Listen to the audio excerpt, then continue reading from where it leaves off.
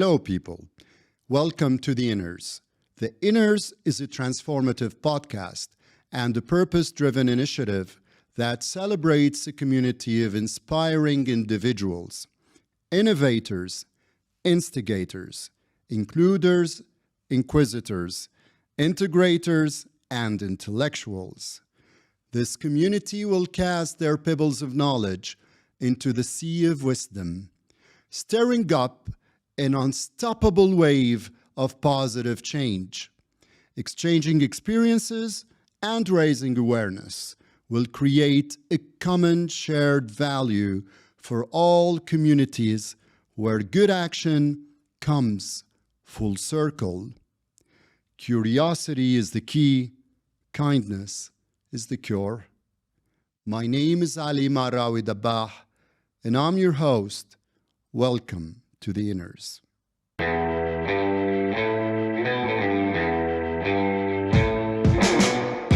Hello, Inners community. My guest today is the embodiment of exquisite elegance, endowed with exceptional beauty and splendid magical presence. Her inner soul radiates bliss and joy.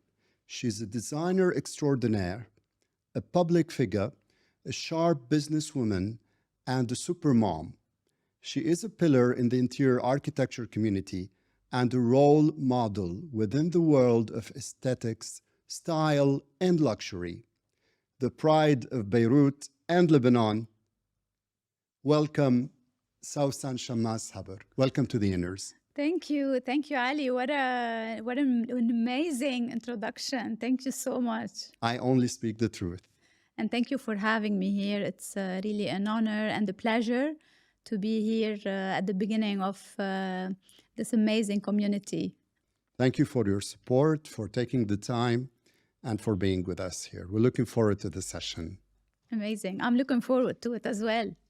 Cool. And because you radiate this joy, Yes. I'm going to ask you a very deep question. Deep, okay. Very deep. Let's start deep then. What is happiness to you? Happiness. Yes. Well, happiness is a big word, actually. When you say happiness in general, it's something that you cannot specify it with words.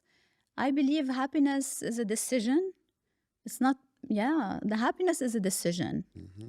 And also a decision that during a lifetime, sometimes you decide to be happy, other times you decide not to be happy. So I don't believe that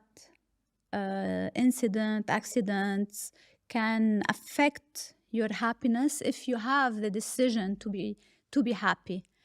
I think it's a long, it can be a long discussion about happiness, but I'm gonna say something that is relative to me.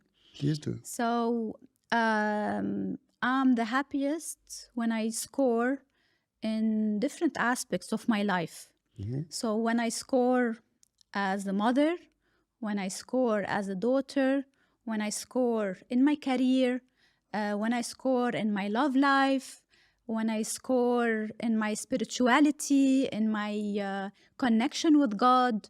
So even when I score in my image, in so many aspects in my life, and those aspects are the priorities of my life. So when I feel that a week I scored a lot in all those aspects, you will find me happy. You will find me I'm the happiest. And then when I score less in one aspect or another, so my level of happiness goes down. So I believe it's something like that. And why I told you it's a decision, because it is a decision. Sometimes very traumatic or sad accident happen with you, but you take it in a positive way, in a good way. And then you will not be at your happiest, but you will find yourself being thankful and being grateful for something else. Okay. So I believe that it's always a perception in our head, being happy or not. So this is my feeling, and this is how I let's say I connect and I project happiness. So it's a state of mind to me. Wow. Yeah. That is very, very, very, very powerful and impactful. And that's why I said it's a deep question, and your answer is so profound and genius. Thank You you. have solved the formula Yeah. to happiness, Really? and you made it quantifiable, Yes, and yet it's also a mindset. it is. So if we're scoring on everything that makes us happy and aligns with our values, definitely we are the happiest. True. Let's go back to your childhood, if you don't mind. Sure. How did that impact or shape who you are today? Yeah. I do believe that my childhood has a big impact on Sausan of today, Sausan the designers, and Sausan the woman. I truly believe that because, I was raised in a village, and I was always connected to nature. And having this connection with nature, for someone creative, artistic, it's amazing because now my memories doesn't only bring like nice memories, it brings inspiration as well. So I believe every human, every person is really connected to his childhood. Some people, if they had, let's say, a hard childhood, they try as much as they can to run away from it. In a way, like if you had, let's say, a hard childhood in a village, let's give the same example. Okay. When you're gonna grow up, you will not go back to live in a village because it's gonna bring bad memories if you had bad memories when you were a child. Unlike if you had good memories in that specific place, you find yourself longing and, like wanting to live back those nice memories you lived in your childhood. So this is how I see it. Luckily, I had a very beautiful childhood in a village, and I was always, I believe I was an old soul since I was little, because I used to wake up so early to see the sunrise, sit outside in the garden of our house to see the flowers bloom. I used to write poems. I was maybe 7 or 8 years old, writing poems to a flower or to a tree or to the birds. How beautiful. Yes, so imagine that at a very young age. So I believe this connection with nature affects me till now today, how I design, how I think, what gives me like this inspiration, because nature inspires me a lot. And if you dig deep, you will see that this connection with nature comes from my childhood because I was raised in a village with the nature. Wow. And what's nice as well is that, those memories, the memories that you live again and again today when you were the happiest. Like, I'll give you an example, like waking up early, going to the bakery with my dad, bake some manaish, bring it back home before everyone is awake. There's really nice memories that those memories you cannot live it again. So you just live it in your head, and it gives you so much inspiration. But as well, my childhood, I was raised by an amazing mother, creative, artistic, very organized, hardworking, professional, successful. So I had a role model without teaching me. I was like, just by looking at her, how she's living her life, she gave me a lot. And this, I believe it's super important that every child should have a role model. A father or a mother should look up to someone And I was looking up to her, you know? So I was seeing her very artistic. I used to feel proud when people comes to our house and they say, wow, Marcel, her name is Marcel, my mom. You have Bless her. such a beautiful house, such a beautiful taste, you know.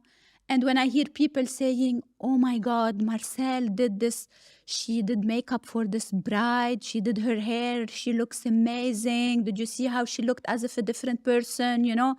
So imagine like those makeovers that she used to do very long time ago when I was a child. I'm not gonna say how. 15 years Yes, ago. let's say 15 years.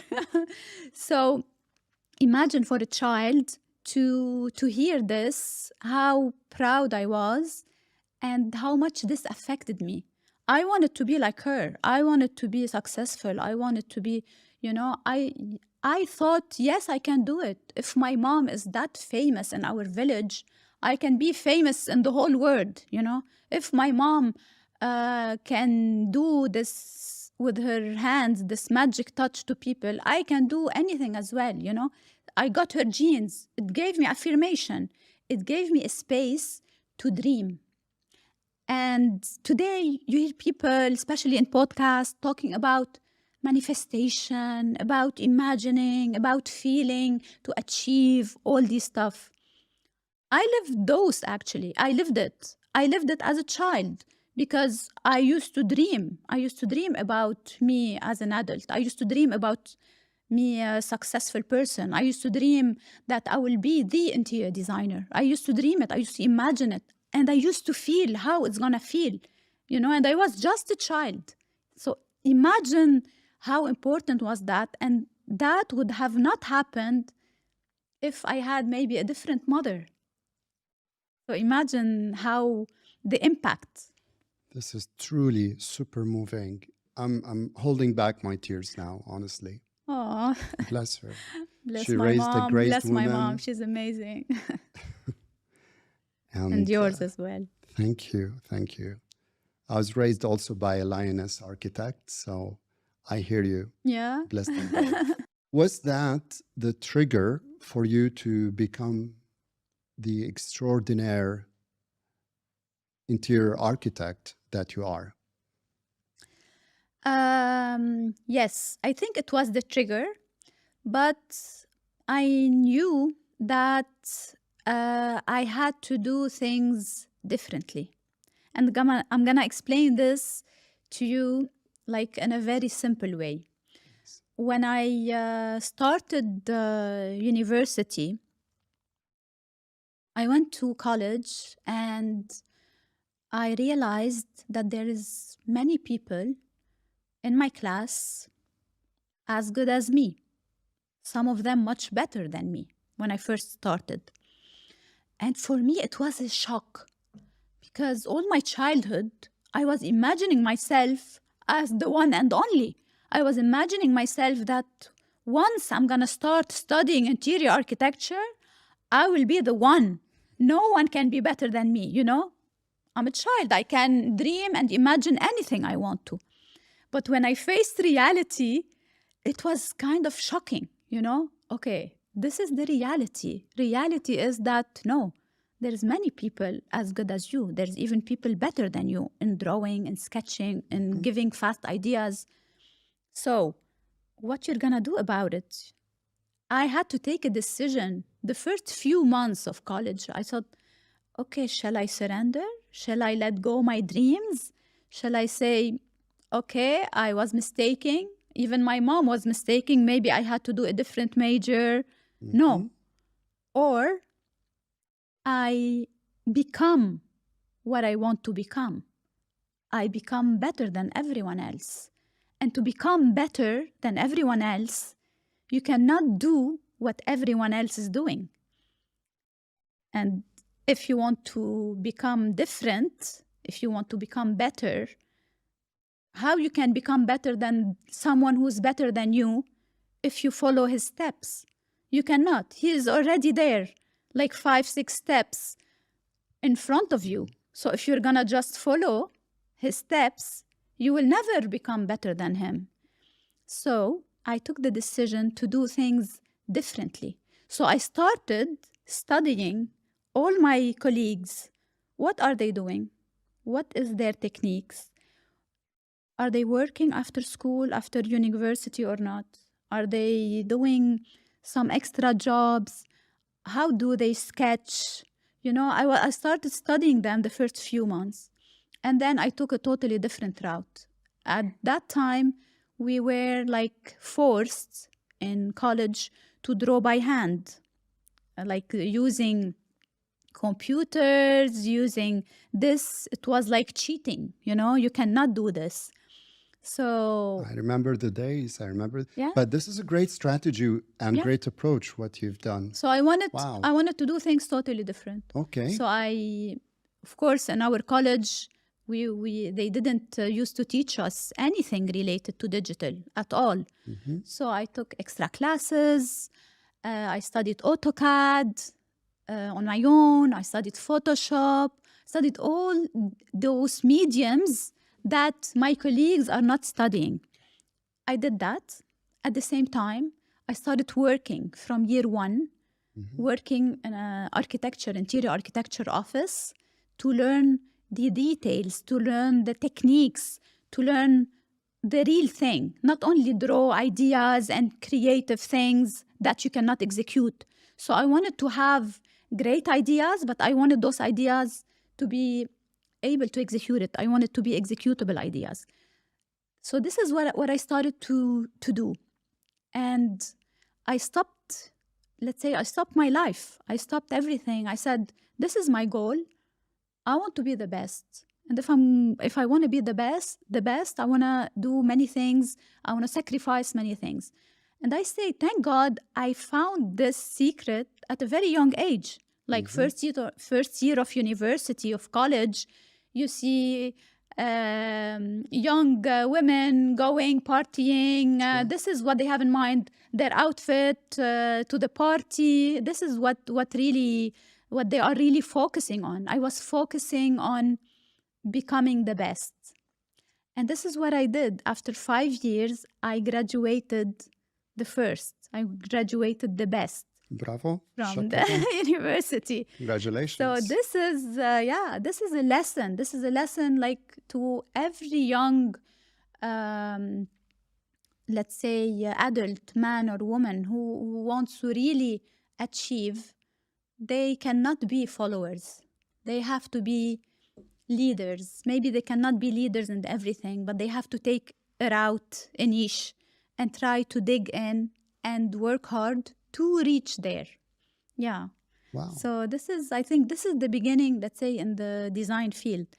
And after you graduated, you started working in a design firm, I guess. The thing is that I started working before graduating, from year one. Okay. But I mean, as a full-time after graduation. So let me explain to you the concept, let's say. When I finished school and I wanted to enter college, during that year, we lost all what we had. We had lands, we had so many things. We lost a lot. And then my parents, they couldn't afford to put me in a private college. So I had to go to the public college. And I had to enter the public college, we had to compete between 1,500 people. They take only 30. So to enter, I was one of the best 30.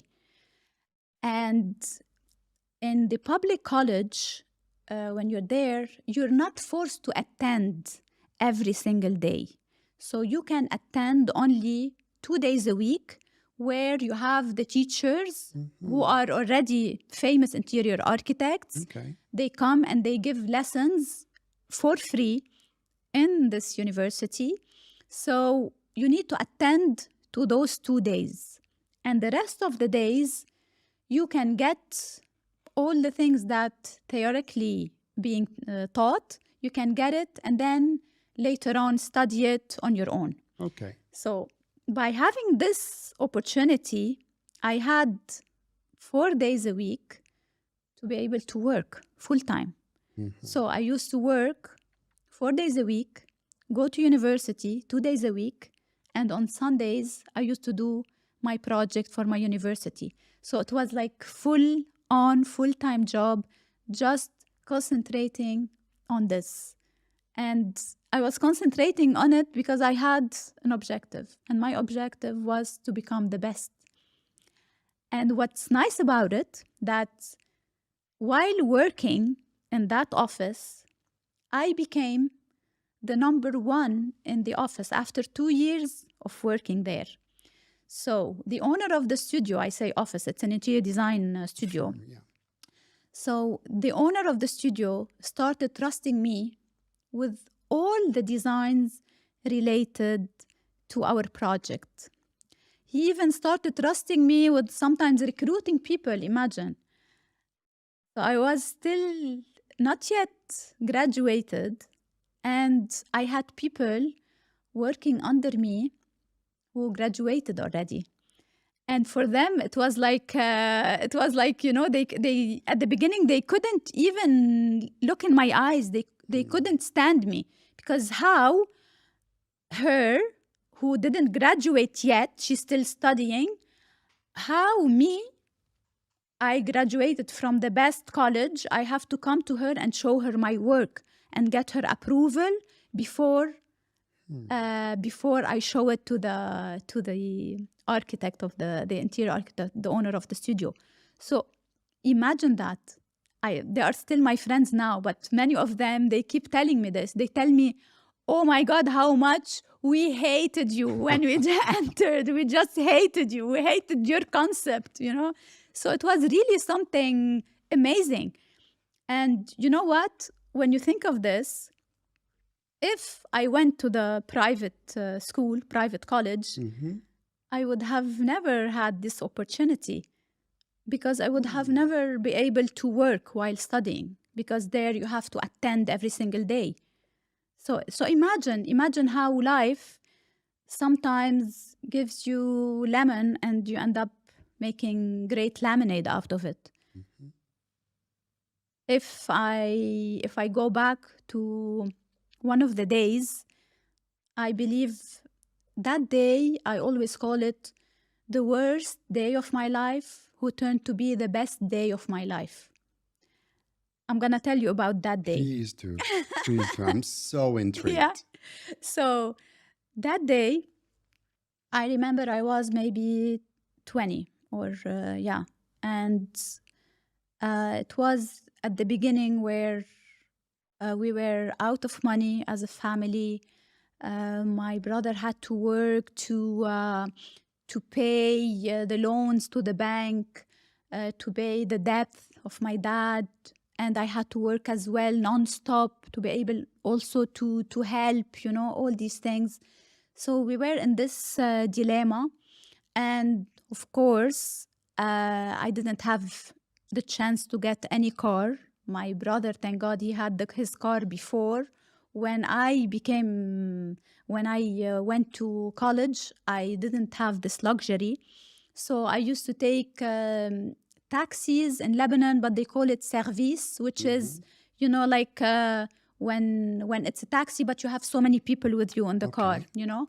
And car sharing, let's say. Let's say car sharing, exactly. Okay. So, and you don't call. It's not like today you call and you have the taxi in front of you. You know, you had to wait on the street and then just wait for one of those car sharing to pass by so you can take one. Okay. So this was the system. So that day I was going to uni, to college, waiting, and then it started raining. And I was standing there, and there is no taxis passing, and there's no shelter. I was just standing on the road, and it was raining. And then one girl passes with her car. And that girl, I used to know her. And she looked at me in my eyes, and she didn't stop. She just continued with her car. And this is not where the story is sad. The story is sad is that this specific girl, my dad used to help them So my dad used to pay her school tuition to help them because they were not well off. So he used to help them, getting them food to their house or paying some tuition and doing these kind of stuff.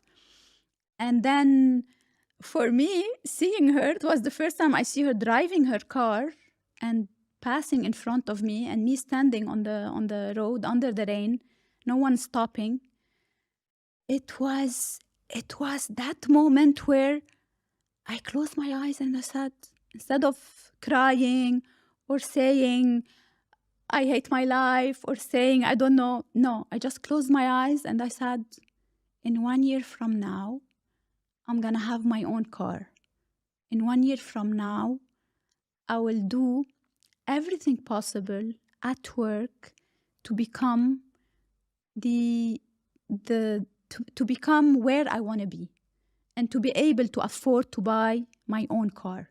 So imagine, but it wasn't about the car. It was about this decision to be financially independent forever. When you face something like that, you realize that you cannot count on anyone, because usually you count on your father, you count on your family, you count, they are your support system. Correct. When you're young. So when you realize that you don't have a support system when it comes to financial freedom, you have to be financially free on your own.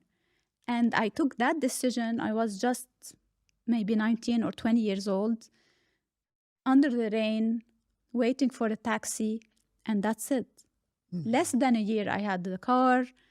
Less than 3 years, my salary became much more than anyone my age was getting salaries in Lebanon, even much more than people in Dubai at that time used to earn. So I graduated, I came to Dubai, and when I came here, so many doors opened for me.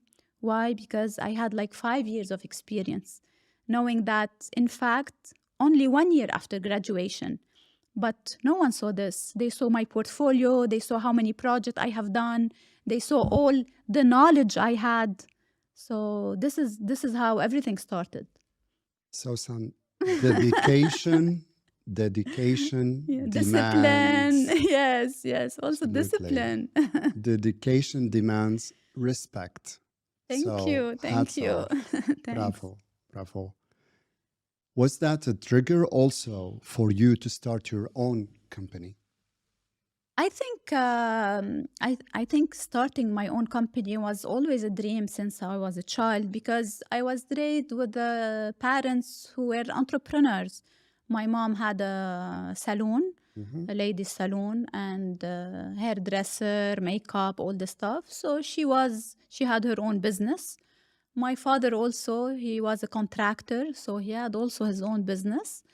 And I was raised in this environment. I was never raised in an environment of employees, of, people working for others. So it was always that sooner or later, I'm going to have my own company. It wasn't something that, it was like, oh, maybe. No, it was, this is what's going to happen. It was a matter of when. And at the beginning, of course, I was an employee when I came to Dubai. And what triggered me moving and opening my own company was because I was working for a local company, a big contracting company. They opened an interior design department, and I was the head of the department at that time. This one, we were saying it was 2003. And we were doing amazing. But, sometimes a clash happened. So a clash happened between me and the managing director. So the managing director has some ego issues. He wanted to prove himself in front of the CEOs, in front of the company. And I couldn't, cope with this. I couldn't cope with the male ego, to be honest with you, because I was doing the work and I was not getting the, let's say, the recognition. Exactly. So I was not getting the recognition of my work. I was always asked to send emails privately, and then they used to take my ideas and put it there in public in front of the CEOs and stuff. So I felt it's like, I didn't like this process at all. It happened one time, then it happened a second time. I felt, no, I cannot. Recognition for me is everything. Recognition is better than money, is better than everything. Knowing that my salary was super high at that time, and it was like letting go the salary, it was like, oh my God, what I'm gonna do? I'm not gonna be able to make that much on my own. But it was, no. It was, I'm sacrificing my time with my kid. I had one child at that time, and I used to stay long hours and at the office, working till 10 p.m. sometimes because we had so much work to complete. And then no recognition, I couldn't handle it. So I just left without having any other option. I stayed at home without work, maybe 4 or 5 months. During those 4 or 5 months, I applied to different jobs. I even got many offers. And it was like, before approving one of those big offers, I looked at myself and I asked myself, do you want to be an employee again? Do you want to start and put all your effort to start a business for someone else? At the end of the day, it will never be your business. So put all your effort and start your own business. Put all this energy and do it on your own. And this is how I took the decision. That's it. And then Depugy happened. Actually, 2003, Depugy's name was not there. 2003, it was K Interiors. It was K Kids. Why K Kids? I created this company. As I told you before, I always search for a niche, for something where... Unusual. Yes, for something where others are not doing, right? So I said to myself, I will always get projects. I can get project freelance because I was getting so many projects as a freelance. But if I'm gonna open something, promote it, and work on it, let it be a niche. Let it be something different. So I opened an interior design studio for kids. Wow. For kids' bedrooms. We used to create our own kids' furniture. So it was a total concept where we do nurseries, kids' furniture, kids' bedrooms, play areas, all this kind of stuff. And the name was K Kids. So this is how it started in end of 2003. We're celebrating 20 years now. Yeah, end of this year.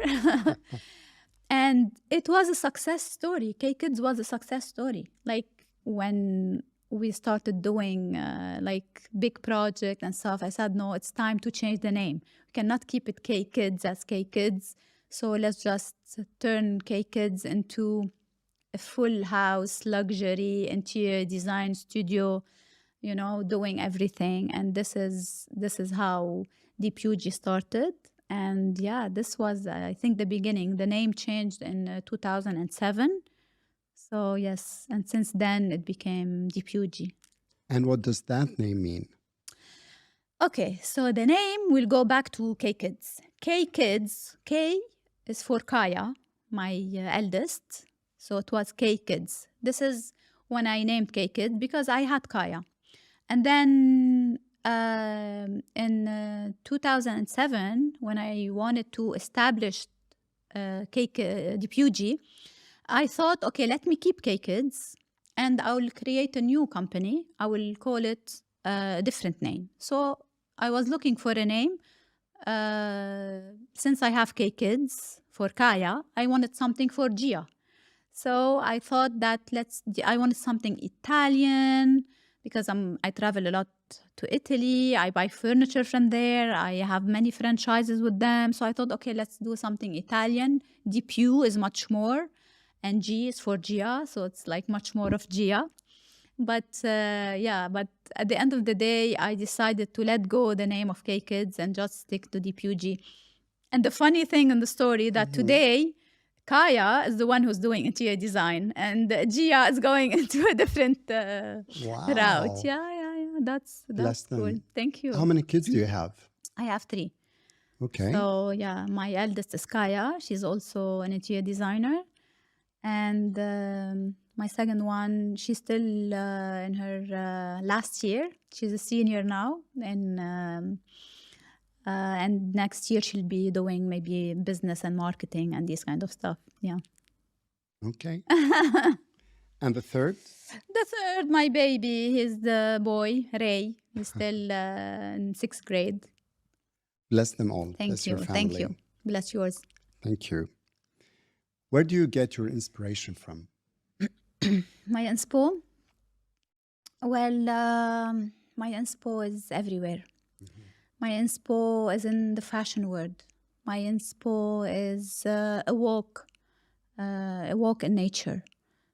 My inspo can be just dreaming. Sometimes I dream of my designs. I just daydream, or I actually dream while sleeping. I imagine a space. My inspo is the space itself, because when I see the space and I see the problems in a certain space, immediately I get inspired. Immediately the solutions start coming to my mind, and those solutions give me inspiration, and those solutions, give me ideas, and it becomes bigger and bigger in my head, and then it turns into something. So it's like the creativity and the process of creativity is too complex. It's not, like one thing you get inspired of.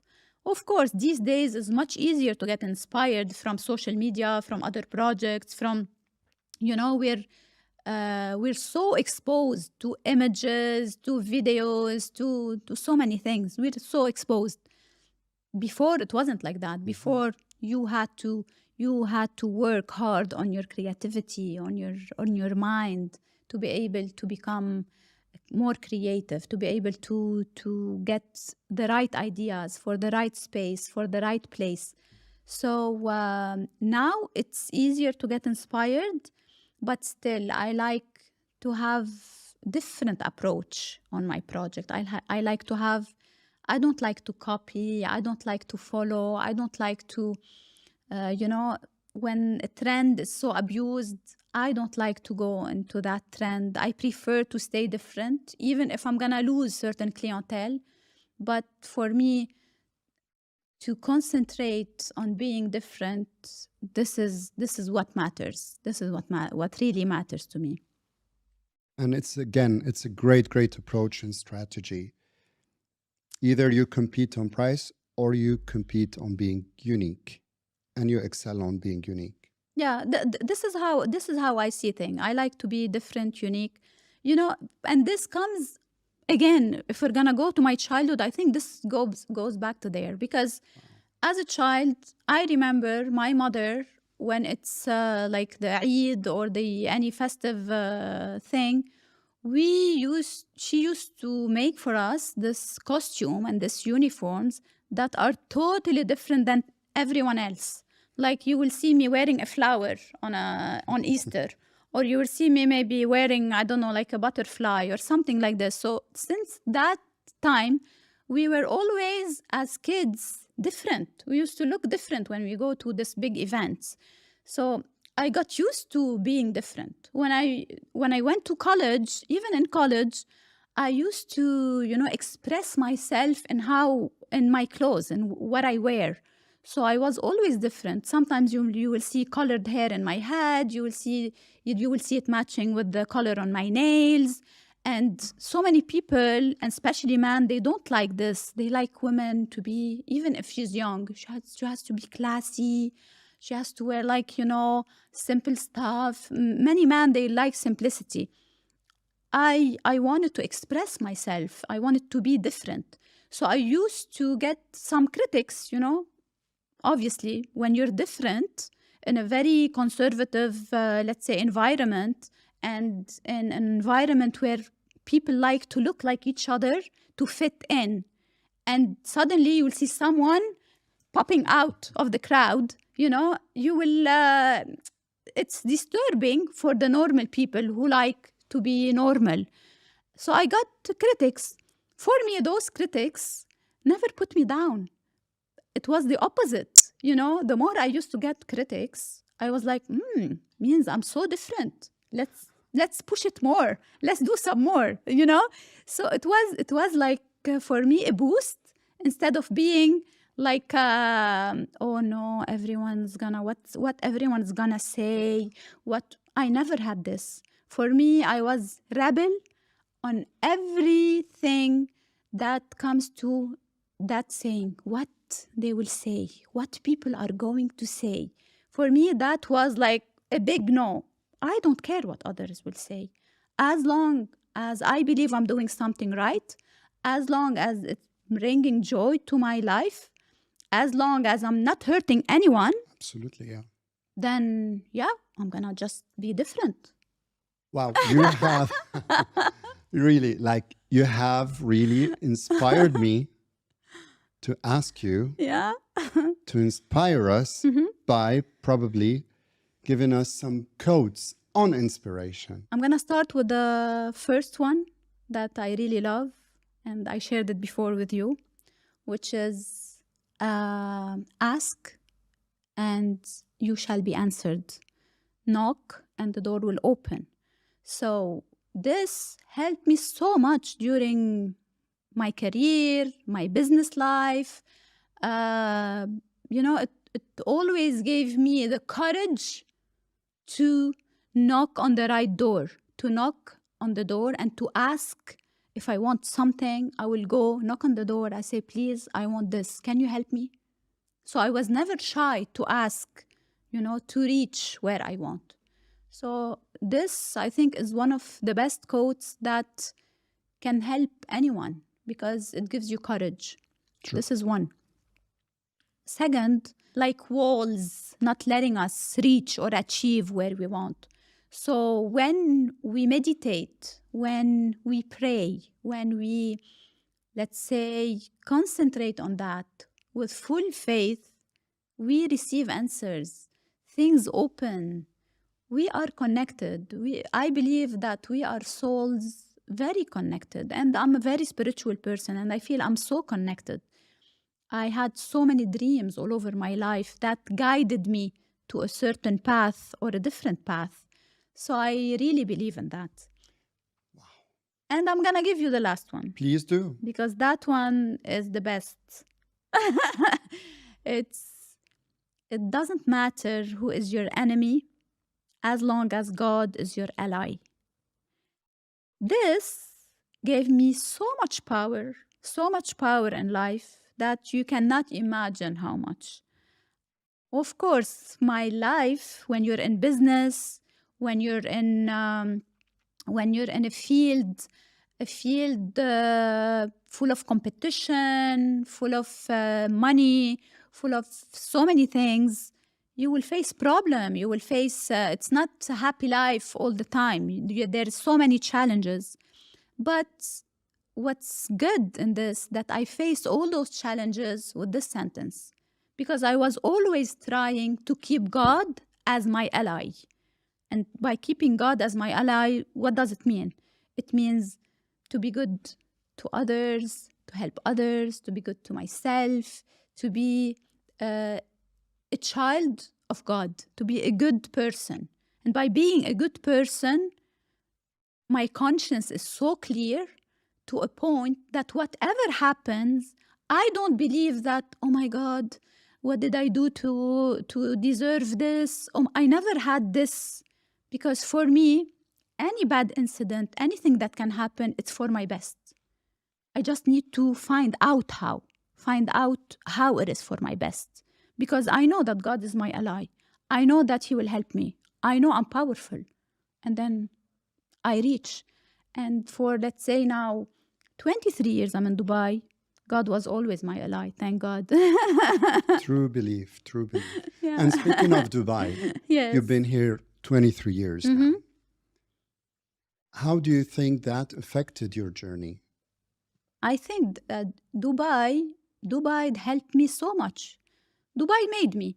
I'll be very honest about that because I came here a young woman, a young talent, true, but the door opened for me. I knocked on that door and that door opened. I knocked on VIPs and they opened the door for a new talent. But VIPs in Dubai, they believe in talent. There is this mentality in Dubai to believe in new talent, to give opportunities to people who are really talented, who can give you as a client maybe much, much better in terms of design, attention to details, service, everything much better than big companies or than big names. So I was giving so many opportunities. I was giving so many huge projects, mansions, villas by VIPs. Why? Because they have this mentality here. They believe in new talents. And then they see your work, they see you are talented, they see how much you can give to this project, and then you got your chance. So this is amazing. This you don't find it in many countries all over the world. That's why here it's the land of opportunities, because they have this mentality as people, as everyone here believes in this. There is this positive vibes, and this vibe is here because the leaders have this vibe. So if the leaders doesn't have this vibe, the people will not have it. But when you have leaders with this positive vibes, with this projection for future, with goals, they are your role model. You want to learn from them. They inspire you, and then you grow. So everyone's growing here.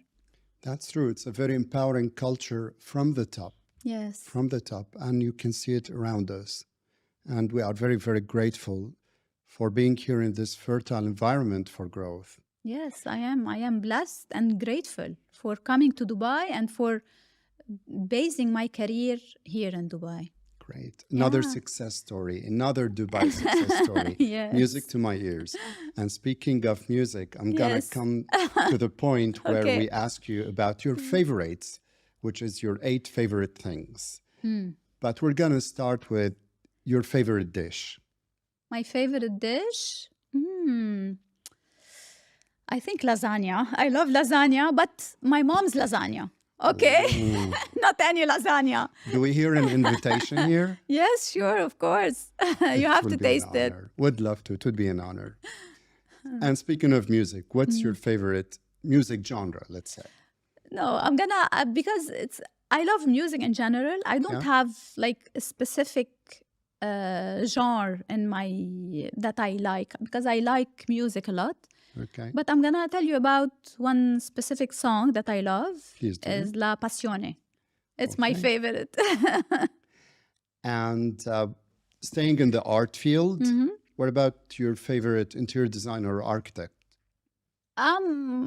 For me, Zaha Hadid. I'm always inspired by Zaha Hadid, her journey, her designs, her being a rebel in terms of design and everything. I think she's my number one favorite. Yeah. Who's your favorite painter? Painter. To be honest with you, I don't have a favorite painter. Weird. I don't. Because for me, I have favorite paintings, Okay. and those favorite paintings are in my house. Because it's so personal, you know? When something is really personal, it becomes your favorite, because this is art. When you see a painting, you see yourself in it. You identify with it. Exactly. So when this art is created according to what's inside of you, to your inner thoughts, to your inner beliefs, to so many things, then it will become your favorite for sure. Okay. Yeah. What's your favorite book? My favorite book is The Alchemist. Mm-hmm. Not because it's very deep or something like that, no, but because it's The Alchemist is the book that made me love reading and that made me love books. So that's why I consider it my favorite. Yeah. What's your favorite animal? My favorite animal, my pet, Tigger. He's a cat, a male cat. Nice. So, a cat lady. so yeah, I love his presence and I love his energy. And I never used to love pets before. So Okay. also he was the one who he made me love cats. And he made me love pets because he came to our house. He used to knock every night on my window with his little hand to open for him, and I never opened. And he was like me, very persistent. Every single night I was working, and he used to come and knock and knock and knock until we adopted him. Another So- success story, right? Yeah, We Tigger is a even- success story. We learn from cats. Yes, exactly. And I have 2 cats. I'm a cat dad, and they Yeah? have educated me well. They do, they actually do. They do. Who is your role model? My role model. I don't have a role model. My role model is me in the future. This is my role model. I learn from Sausan, from the past, and I always seek my higher self. And I believe that my role model is there. I can see it, I can visualize it, and I wish one day I can become that person. That's an outstanding answer. Thank Very, you. very motivating and inspirational for everyone, I hope. Yeah. Now we come to our last question. Tell me. What is your favorite city? My favorite city. It's a very tricky question. Mm-hmm. My favorite city is here, is Dubai. Believe it or not, this is my favorite city because this is the city of dreams. This is where I achieved all my dreams. And this is where I'm going to achieve more. And it's a city that is open to the world. And this is what we really need. This is what we need, to be open to the world, not to be closed, you know. So that's why I believe that this city is one of the most amazing cities, because this city proved to the world what is success and what is achievement and what is putting goals and reaching the goals. So the city by itself, it's an inspirational success story. That's why it's my favorite city. And that's very understandable. Actions speak louder than words. And that is the truth. Yes. Sausan, I cannot thank you enough for being with us here, for supporting the Inners podcast and the Inners community. Thank you very much for your inspiring thoughts and words. Thank you for having me, and I really enjoyed it. Likewise, looking forward to having you in the future for more. Yes, for sure. Looking forward. So many Thanks. topics to tackle still. It's endless. And that's why, hopefully, more than one more session. Hope so. Can't wait. Thank you, Ali. Thank you so Thank you, much. Sausan. Thanks. Pleasure.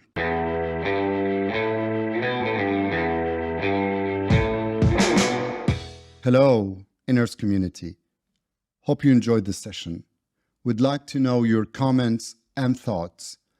Most importantly, please do share the episodes and the micro content. The purpose of this podcast is to exchange experiences and share knowledge and raise awareness. So be part of the change.